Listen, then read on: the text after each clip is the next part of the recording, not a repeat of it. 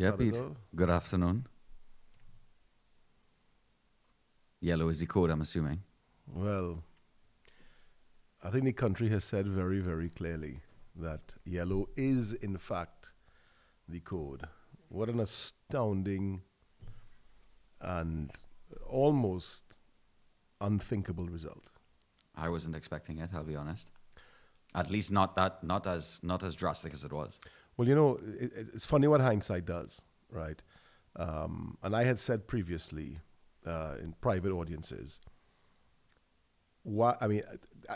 I believed that the PNM had the edge simply because of, you know, some of the machinations, the local political machinations, and so on and so forth.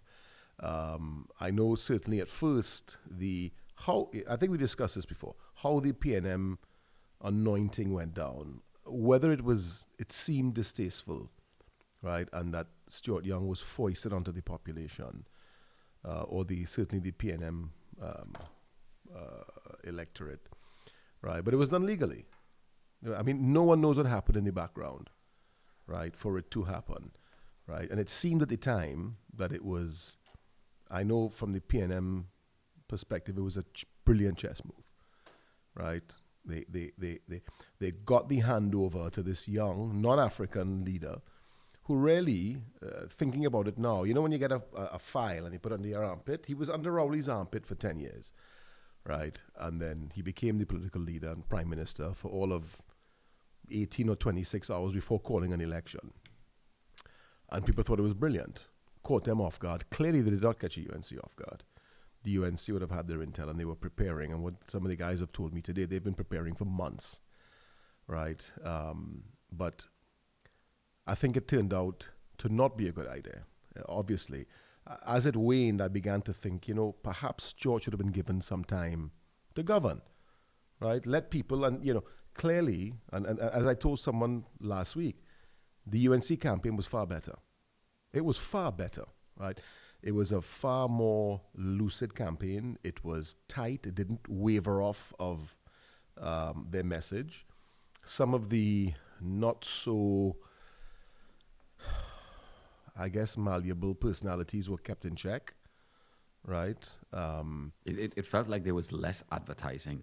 Less outdoor advertising, less posters. There was a lot of less. Yeah. No, I didn't see any roads spray painted. Correct. I didn't feel like it was election time, to be honest with you. Up until Thursday of live, I was like, is this really an election time? Right, Unlike the past, and the voter turnout we don't know. Might be isn't it? Are they saying that it's we don't know. I mean, lower than 5 years ago. Well, I don't know. I mean, people are saying that, but for some reason, I think when the electoral dockets come back, they say we've won this one. So they call the election based on the returns. The returning officer said this, right, ballot it's or whatever. I can't remember the term. That there's 50 or 60 of them. We've won 45 of them. You've won the election, but the actual numbers that we don't know. But when you think now, right, a better campaign, certainly there was incumbency fatigue. There's no question about it. 10 years of being in power.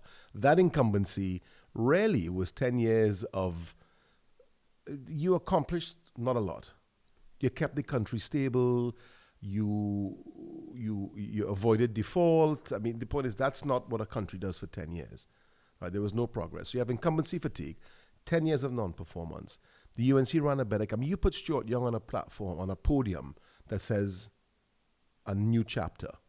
Now, in a book, in a movie, but in a political organization, you put somebody who was instrumental in the previous chapter, and you put a new chapter, is akin to Kamala Harris. Doesn't feel like a new chapter. Yeah, vote for change. And I was reading an interesting stat, and I hope I get it right. I think in 2024 they had a record number of general elections globally, and I think 80% of the incumbents lost. Well, historically, if the incumbent is not polling very well, right? It normally means a harder trade. Right? Incumbency is normally a tremendous asset, right? So they had that, and then you had an unproven leader. The way he was foisted onto the country. And the reality is an unpopular leader. I'm not saying Stuart's disliked, but he's not popular. And the very reason the PNM believed that they could not win an election with Rowley, and Rowley was very instrumental in the campaign still. So the stench of Rowley was very much still there. So as I told someone, if I'm a Martian and I come down to planet Earth, I have no prior information. I have no general feeling on the ground, but I just come down and I look at these things. I say, well, those guys should win based on those things. Better campaign, more lucid. And obviously, the song was catchy. Yellow is the Code obviously caught on and went viral to the point where it was just the thing my daughters were saying, my 12-year-old daughters, Baba, yellow is the code, right? So in previous PNM elections and PNM campaigns, you had it, right foot, PNM, left foot, or the song, or a catchy slogan, right? There was nothing. So when you look at it now, obviously in hindsight, this confluence of all of these things, and I tell you, I've listened to a lot of closing speeches on the famous Saturday rally. Kamala Persad-Bissessa's speech was an absolute dead center bullseye. She did not attack the PNM. She owned her faults. She said, you're right. And then she played on the pathos of the country, right? I've been called many things. I've been called a dog. I've been called a thief. And, right? I've been called frail. I've been called weak. And my body may be frail, but my heart is strong as a lion.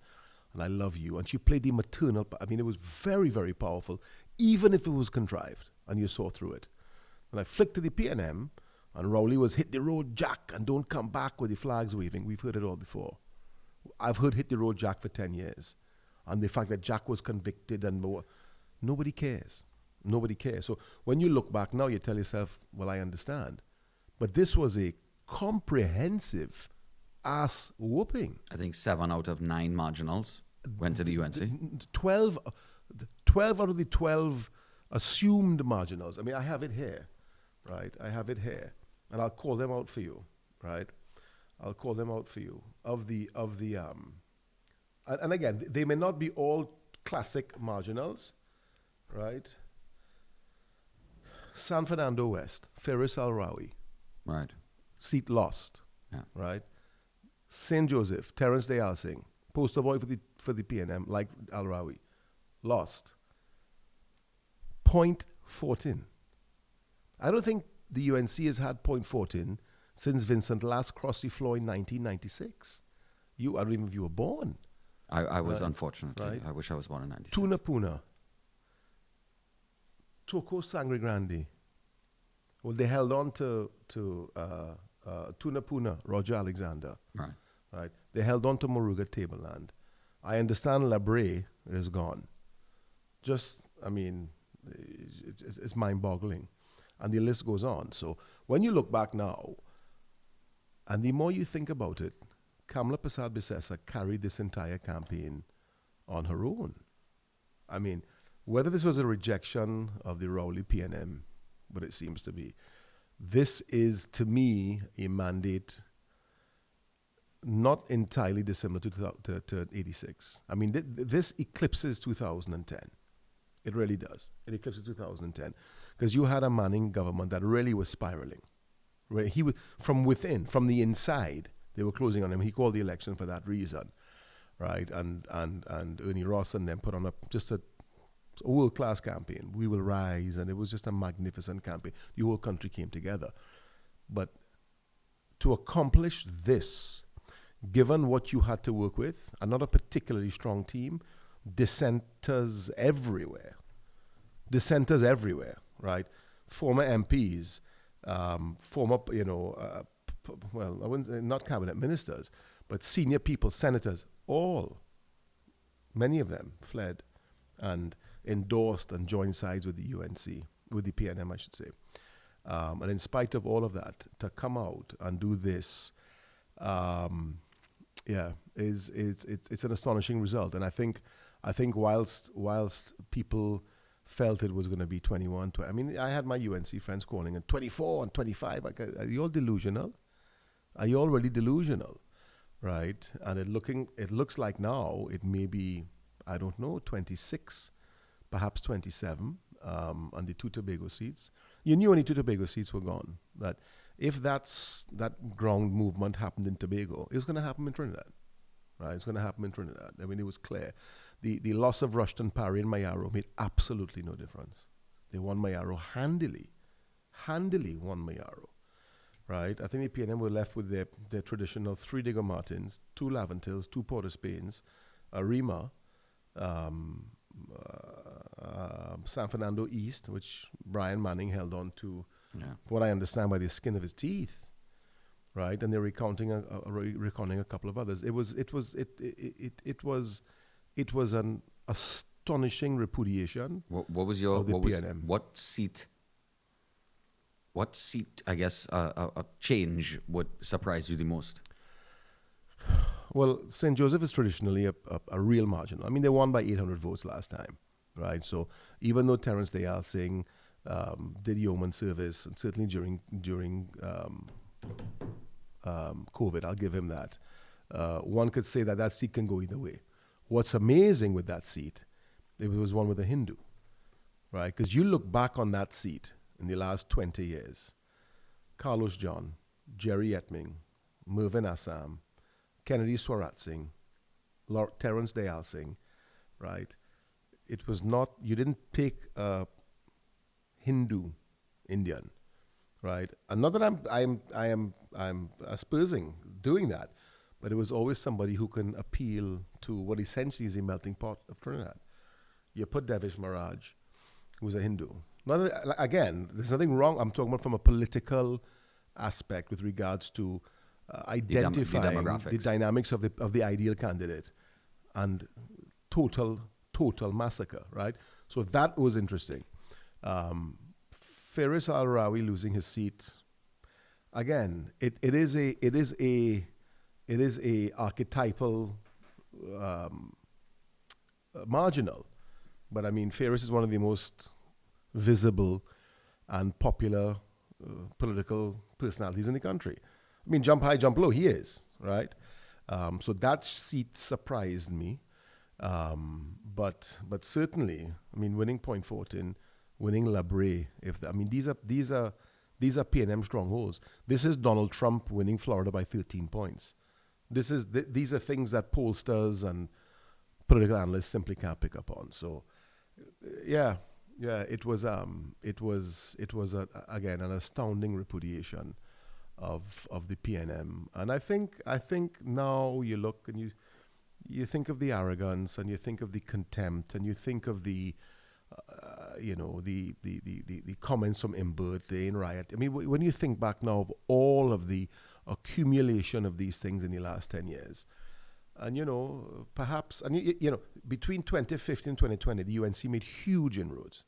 All these seats they lost in 2015, they lost by less in 2020.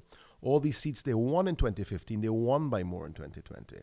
But there were some last-minute errors that were made, and of course COVID, which had people. That was the election was in 2020, mid-COVID. Well, early COVID, 4 or 5 months into COVID.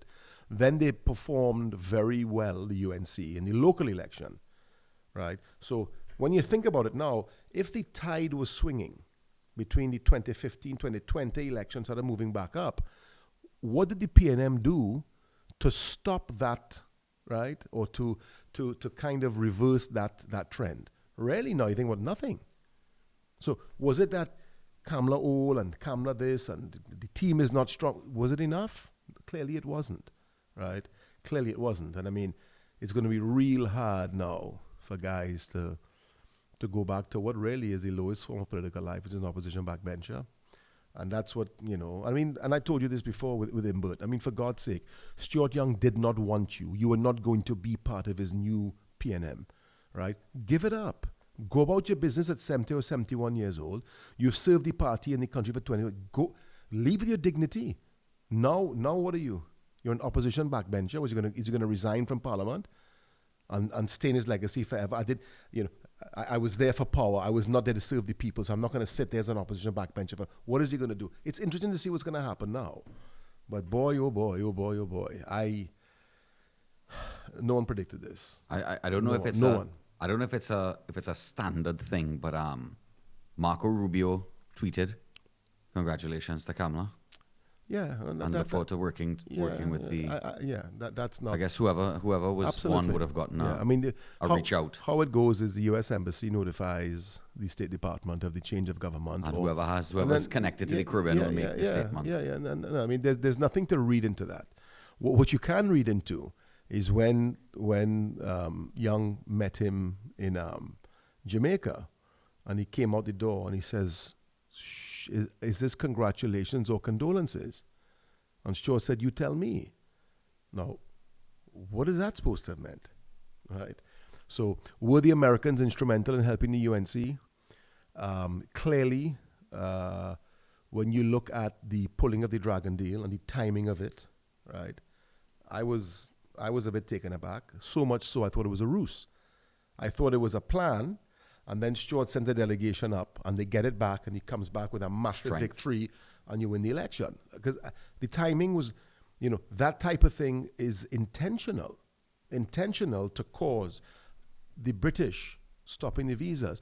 All of these things are all things that you can look at and say, you put all these things into the pot and realize where we are now. So it'll be interesting to see in the ensuing couple of weeks if there's any change in the visa characteristics and requirements, and see what happens, from a diplomatic perspective, whatever accomplishments they may make. But you look at all those things now and you say, shucks, really, if you really deeply analyze this, you could have seen this coming. And of course, the people, they talk, everybody you spoke to. Yeah, that's true. But you were like, okay. And my family said, and I said, yeah, but who you're talking to is the ground, it's the people, it's the masses, it's the real electorate, it's people that make the country run. Is the heart and soul of the country. Are you in touch with those people? I did a poll in my business, 67 people, and it was 64% UNC, right? And those feelings, and someone else who works with me, and I saw him when I was doing the office. I said, "You're not going to vote?" He said, "Yeah. I told my line manager I'm going at 3. I said, "What's your area?" He said, "Tunapuna." And I said, well, I don't like to sway people. I said, well, who we have up there? He said, I don't know who they have up there, but I know I voted for Kamala. And I was, then I engaged a bit more. And he said he used to drive Parliament for 7 or 8 years in the early 2000s. And he said, I drove both sides. Interesting. And if maybe one time, but I'm just telling you what I was told. If there was one time one of the PNM guys gave him something, and not that he was looking for it, but the opposition side at the time, the UNC guys, how you going? How's your family? What's happening? He didn't leave without a sandwich, when he from at home or whatever the case. If they stopped to buy food, they bought for him. How is your family? Asking those questions. And it's little things like that. And he says, I will never vote PNM. And he's African. I'll never vote PNM. Right? So it's amazing how these idiosyncrasies, people hold on to these things. And when I started hearing those things, and the painting contractor that I work with, he said, boss, my whole entire team, it's all UNC. It almost felt, I don't want to get any flack, but it almost felt like race played less of a role in this election. I know people will disagree. They might have individual instances, but it just felt like people were just sick and tired of what was going on. Well, that's the fatigue, right? That's the incumbency fatigue, right? And really, it wasn't even 10 years of doing something great. I mean, if I'm the CEO of a company and the share price is $100 in 2015, and in 2025 the share price is $100, I can't tell you it's been stable. The same way there's inflation in the value of money, there's inflation in the value of time. As a human being, I don't want to be in a country where 10 years from now it's exactly where it is before. That is not success. And don't come and talk about the experience. I mean, I think all of that type of dialogue hurt the PNM badly. The fact of the matter is, our share price in 2015 and our share price in 2025 was the same. Now, you could have said, well, it wasn't down. I mean, from 2010 to 2015, you may say, the reality is we'll move past that.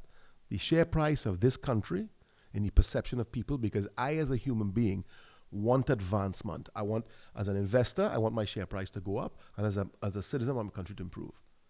And it didn't improve. And then you touted the last 10 years, and then you were turning a new chapter. And it just seemed now that putting Stuart Young there was a Hail Mary. And it was a Hail Mary. That's really what it was. In retrospect now, it was a Hail Mary. Would Penny, Beckles have done better? Perhaps. But I don't think so. After what I've seen now, it doesn't matter who you put. This was, this was written. It was ordained. This was going to happen. Right? And unfortunately for Stuart, but as somebody said, his picture will be in the airport forever. And he has $87,000 a month tax-free for the rest of his life. $1 million a year. $1 million plus a year for the rest of his life. So I don't think that's what he did it for. No. But the reality is, and that may have sat a bit. It would have been a bit bitter. I mean, the point is, I think to get a prime minister's endowment, right, and benefits, you had to be there for 3 months, 6 months. I mean, there has to be. It's like probation, right? In a job. Because what would stop somebody from appointing and then appointing and then appointing? So I don't think when the prime minister, the substantive prime minister, travels and he makes an acting prime minister, doesn't. No, I don't think that counts. No. But the point is, Stuart Young was prime minister for 5 weeks. He was actually prime minister for 2 days, because the other 33 days was campaigning. Yeah. Right. The parliament was suspended and dissolved, and there was So really, you spent 2 days as prime minister, bequeathed to you, and essentially. Didn't this happen to Liz Truss as well? No. Yeah, did she accept, or she's not accepting the prime minister's salary? Well, I don't know if she is or isn't, but the point is, England went through 3 or 4 of them in 4 or 5 months, right? And that's how their system works, right? And there was, but I think similarly. But in those instances, the government there was general, which may have happened in this situation as well. We don't know what happened. I've heard stories what happened in the back and how Rowley manipulated, strong-armed, coerced, convinced, whatever you want to make it sound, for all 22 of them to sign to Stuart. Because my understanding. And it's obviously it may be coffee shop talk. I don't know. My understanding was at first they were not all 22, right? So similarly in the UK, because their system is different to ours, the constituents both elect and select their candidate. Whereas here, the party selects the candidate. Right. So the reality is, I put you there. I made you this MP. You do what I tell you to do. Right? Whereas in England, which is the real Westminster system, you didn't put me there. The people put me there. I have to serve them first. So when there's discord, right, or dissent within the ranks, they have to find a new prime minister. And that's why they went through that process for 3 or 4 times. So it wasn't the same as, no, I'm going to move you, and we're all going to vote for Liz, and then we're all going to vote for Sunak. No. It wasn't that. It was a real organic process, right. Whether it was, So that's the difference between us and them. But, so I think it was a lot now looking back in retrospect. And I think the PNM campaign team did a very poor job. I mean, looking at it now, you were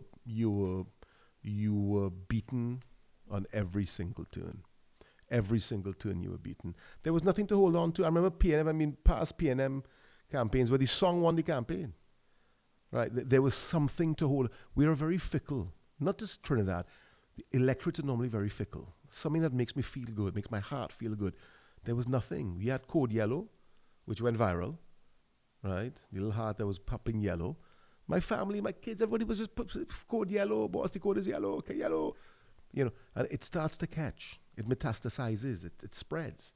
And then, of course, the song, when UNC win, everybody win. And the point was, what they basically said there is, when the UNC wins, everybody, white, black, Syrian, Chinese, Indian, It was a good campaign. It was a good slogan. Now, you're thinking back on it, and it was very tight. They stayed on message. They never veered off of message. So, like I said, 2020 hindsight is always 2020. But I think the campaign was their undoing. And in defense of the PNM campaign team, they were looking to surmount a very, very, very sharp hill. I mean, you had those 10 years that was hanging over your head like this sort of Damocles. It was hard to overcome it. And Stuart simply wasn't enough. Calling the election when they did, and as kind of what feels early, even though it would have come I think that was possibly the first date that it could have been. So it only could have been a couple months later. Yeah. But I mean, do you think they called it with an obviously, maybe with an optimistic view that they were going to win? And 33 days later, Well, I think obviously now it's clear that there was significant discord within the party, right? And whilst conventional thought was, why would you call the election right away? Let people get to know you. That's what I thought. Let people really say, oh, you can do pass some legislation, have some debates, make a couple of key decisions in the country, show that you have the mettle to get things done. But you're anointed prime minister on the Thursday or the Monday, and you call the election on the Wednesday.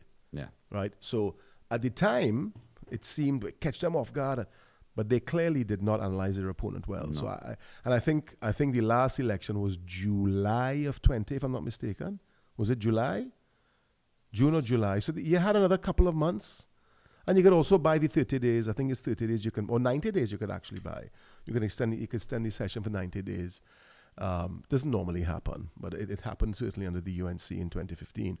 So they could have gone arguably until September. Interesting. But I think inside of the party, right? Inside, and if your house is crumbling from the inside, and I think now the things that were being told that there was certainly a lot of disquiet in the PNM for how Stuart, first how he joined the party, because he parachuted into the party in 2015.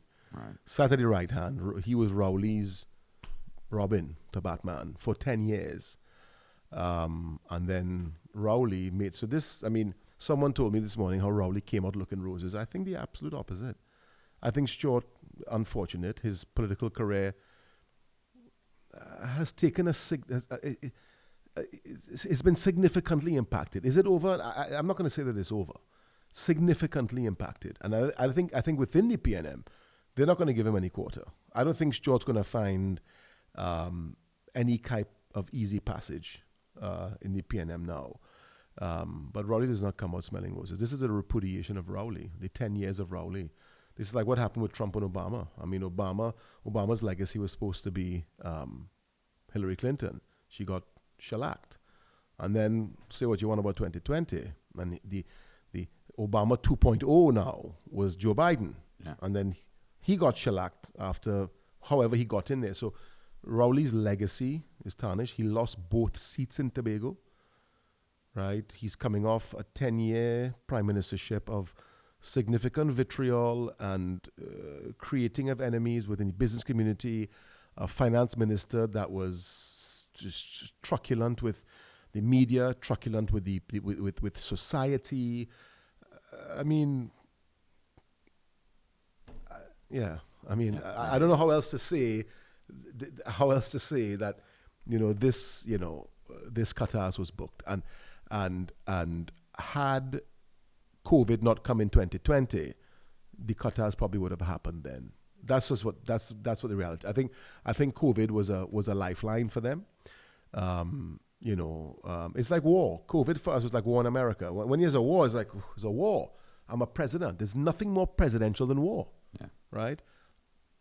That was a war. That was a global pandemic, and we were at war. We were stuck in our houses. We couldn't work. We couldn't, right? And how you navigated, and the bi-weekly press conferences and the communication.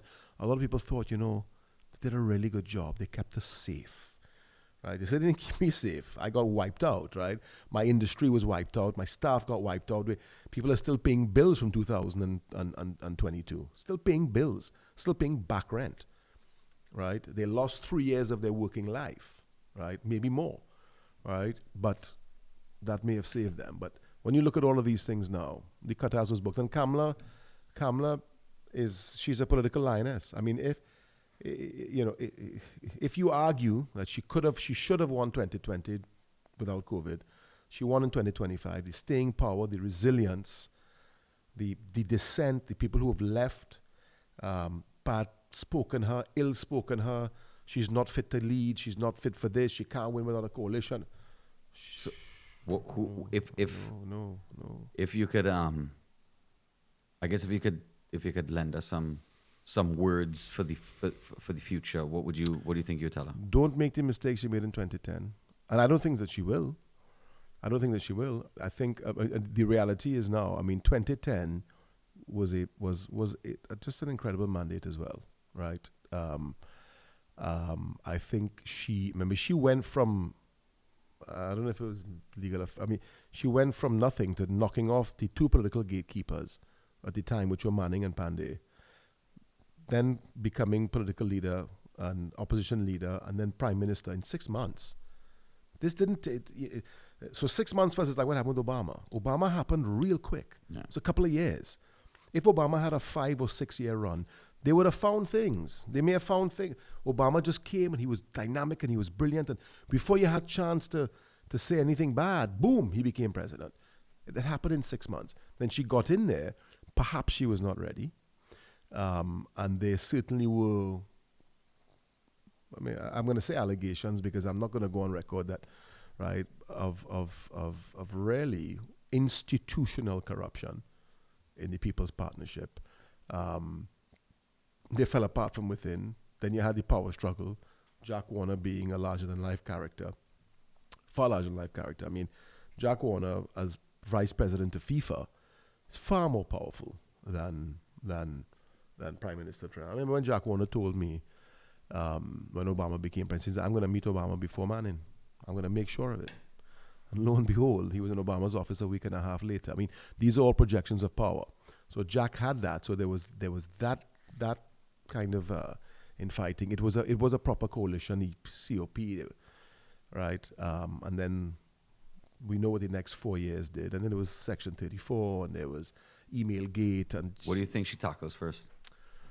well, I think the first thing she needs to do is reassure the country that the promises that, because what they did with these promises, remember, they did what's called minifestos, which is also brilliant, right? Manifestos are 30, 40-page glossy documents that I've never read a manifesto. I mean, I may glance over and look at a couple of things, a couple of the bullet points or whatever the case may have been, right? They did these manifestos where they just had these slicks with there's firearms for your home, dialysis, doctors coming home for old people. So it was far more easy to understand and easy to digest. People talked about where you're going to get the money for doing it. The fact of the matter is, you cannot campaign. Remember, campaigning is poetry, governing is prose. It's a big difference, right? You cannot campaign on what you cannot do. You can't say, well, I want to do this, but I don't know if I have the money. No, you campaign on what you want to do or what you set out to do. And when you get there, you put the right people and you find the money. The credit markets are always there. I mean, we are up to our neck in debt, both external, foreign, right? We're up. But the reality is, she came out with these promises. She needs to reassure the country that there's going to be a level of fiscal responsibility, right, and oversight. It cannot, just like the stench of Rowley caused the loss of this election, there's still a lot of overhang of the People's Partnership. She needs to reassure the government that the country, I should say, is not going to be a repeat of 2010. She has to make it clear that her hands are on the wheel, and they're on the wheel firmly, and that she's going to continue to develop the plans that she had in a relatively responsible manner, right? And address a couple of, the 3 or 4 big, and I can't say low-hanging fruit, but the big hanging issues: foreign exchange, crime, and our dearth of natural gas and natural gas production. The question is, how are you going to address these things? You cannot go back to Maduro now. You can't, right? At least not with the express written consent of the U.S. So I think her selections, I think one of the big concerns with the country is that, you look at the characters, and the personalities that were, and I'm not going to call any names, but use your imagination, that were in the campaign and featured very, very strongly. The track record of meaningful success is not there. The poetry, great. Where's the prose? Let me see how she uses the Senate, what type of talent she attracts. I think with a mandate like this, guys who may have been a bit reluctant, and certainly were reticent during the campaign, they weren't saying anything. But guys, and when I say guys, people, women and men who were reluctant with a 27, 28, 29 mandate will be lining up to serve. And I think that's going to be, interesting to see who the AG is going to be. You get an idea from there how serious she is. And then those first three or four selections will set the tone as to whether she's serious about really cementing a legacy. Because that's what this is about now. This can't be about personal gain. This can't be about, material. This has to be about legacy. That's what drives great people. Legacy. She's withstood 10 years in the wilderness. And I think that act will, the first three or four things that she does with regards to that will tell a lot, because the kind of people that she selects will let you know if she's serious about, and I think that she is. I think Kamala Prasad-Bissessar is extremely underestimated. And I think she's underrated for her political astuteness, how deft she is, right? She was in a pit of a lot of, I want to say vipers, smart men, accomplished people, fellas who understood brinksmanship. And she managed to stave them all off, both for the leadership. She hung on to her base. She managed to be able to, endow herself to the UNC base, and they basically, I remember stories about people, when Pandey drove into the fellas there, I would kill for that man. She managed to glom on to that, whether good or bad. So she's not a pushover. And the fact that she stayed there in spite of all of the exhortations of everybody, some of whom who have left, committed political suicide. Larry Lala. I have a lot of time for Larry, but you can register. And I don't mind you cross the floor and you go to the next side. But those guys now will pay the political price, certainly in the public domain. And the others, Dinesh Rambali, Anita Haynes, a little bit less significant because Larry's a senior counsel. Larry was an aspiring politician, and but you made up. I think obviously if Kamala lost this election, she would have been gone. I think she would have stepped down. Her age, everything else, and the opportunity would have come. But at the time, if you, as Vincent Churchill said, I've signed on to the voyage and I'll stick to the ship, right? Now, guys are free and women are free to do as they please. But so a couple of people, I want to say committed political suicide. They made up choice and it backfired. You don't go as a lifelong UNC member and then go and hug up whoever it was, Richie Suki or Richie Sukai, and hug up and shout, "Great is the PNM and it shall prevail." If you're going to make that move, go to the other side in a dignified manner, right? And I don't know, the PNM does not entertain turncoats. So I don't even know if guys like that would have gotten a meaningful position. So, but you take the risks, right? Those guys, they made the move, they took the risks, and let's see what their political future holds. But yeah, nothing short of astounding. I think the country woke up feeling good this morning. Is that good or bad? I don't know. Is it vote them out like we always do? Clearly. Well, we have 60 months to tell. Well, we have 60 months, yeah. But I think the next couple of months are going to be interesting. But like I said, nobody, you, I, Cameron, the most staunch political, and that's the beauty of politics. You simply don't know. I'll give to. Can I give to Cameron? Sure. Last week he called it. He called this not massacre? 20. He said no. He said without a doubt. Yeah. Without a doubt. Yeah. You could cut that out, Cameron, if you wish. Yeah, no, I mean, the point is that they won now, so you'd have to cut it out. But I mean, the writing was on the wall. The writing was on the wall, and I think, but even I was astounded at the extent of it. But you know, let's see. And people will line up. There's a lot of talent in the country. She has a lot to choose from. Let's hope she, like I said, doesn't make the mistakes that happened in 2025. She won't be a pushover this time. She will not be badly influenced, because they tried to influence her this time. She stuck to her guns. Well, we spoke to you before the election.